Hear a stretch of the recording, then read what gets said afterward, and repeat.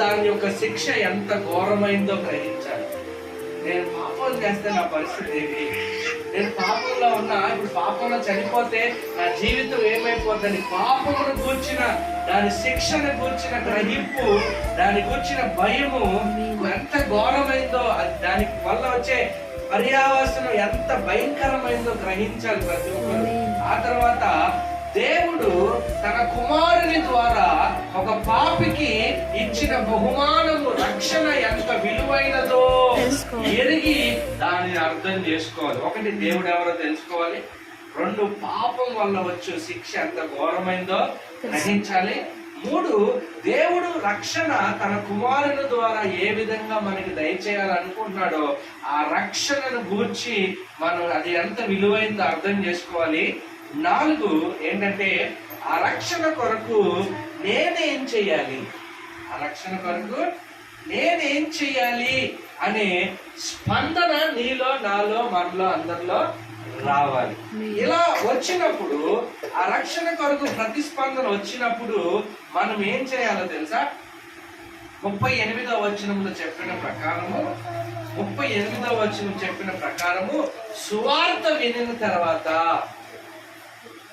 ఈ సువార్తలోనే ఇవ్వండి దేవుడు ఎవరు, పాపం అంటే ఏంటి, పాపం ద్వారా ఎలాంటి శిక్ష వచ్చింది, దేవుడు ఎంత ప్రేమిస్తున్నాడు, ఆ ప్రేమకు ప్రతిగా దేవుడు తన కుమారుని ఎందుకు పంపించాడు, ఆయన ఎందుకు పుట్టాడు, ఎందుకు చనిపోయాడు, ఎందుకు తిరిగి లేచాడు, ఎందుకు ఆయన ఆరోహణమయ్యాడు, మరలా ఎందుకు రాబోతున్నాడు, ఇవన్నీ సువార్తలో ఇవిడి ఉంటే ఆ వార్త అంతా వారు విన్న తర్వాత వారు స్పందించారు.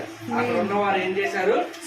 స్పందించి అక్కడ వచ్చి, అయ్యా ఇప్పుడు మేము ఏం చెయ్యాలి అని అడిగారు.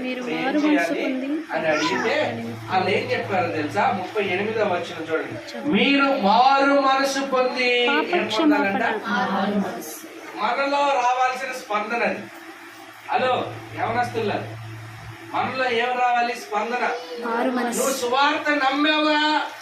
నమ్మితే నీలో రావాల్సిన స్పందన ఏంటో తెలుసా?